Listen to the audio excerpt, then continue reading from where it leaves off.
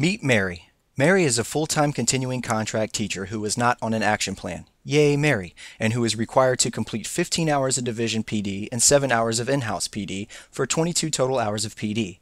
To compensate Mary, the division gave her 3 days of extra pay equaling 22 hours. To meet her requirements, Mary signed up for division-wide PD.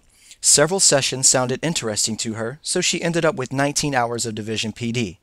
But wait, she was only required to do 15 hours. More on this later. Throughout the year, Mary had to travel to various locations to receive training from various presenters. This is the old way. Welcome to 2011-2012. PD for 2011-2012 school year requires 6 division PD hours and 16 site-based PDs, some, none, or all of which will be completed during the school day during contract hours. However, because the division paid Mary for 3 days, she will need to make up the time spent during contractual hours on PD sometime outside contract hours.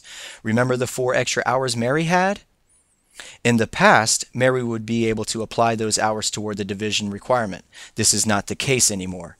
Rollover is only for site-based PD makeup time. However, Mary's 4 hours can be applied to the hours Mary is required to stay after contract hours due to in-house site-based PD conducted during contract hours. Confused? So are we.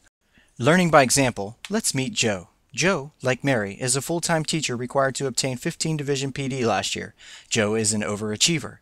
Last year he completed 20 division PDP hours. Go, Joe! That means Joe can roll over 5 hours, right? Right.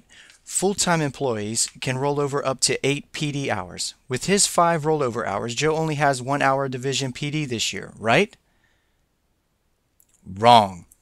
Rollover hours can only be applied to site-based makeup time.